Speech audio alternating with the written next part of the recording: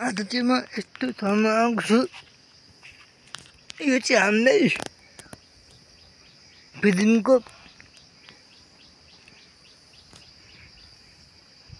फिल्मको बुद्ध पार्क भन्ने हो। यो चाहिँ हामीलाई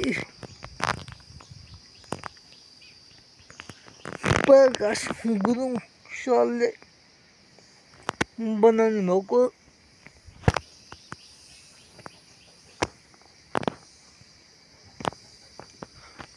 प्रकाश गुरुङ सर एकदम राम्रो मान्छे हो। खानेपानीको अध्यक्ष पनि हुनुहुन्छ उहाँ। उहाँले गर्नुभएको काम एकदम मनपर्छ।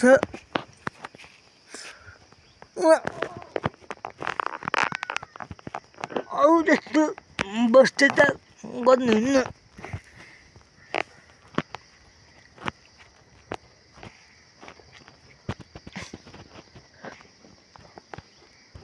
एकदम राम्रो मान्छे हुनुहुन्छ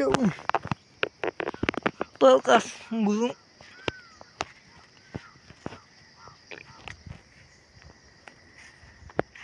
यस्तो बनाउनु भएको छ।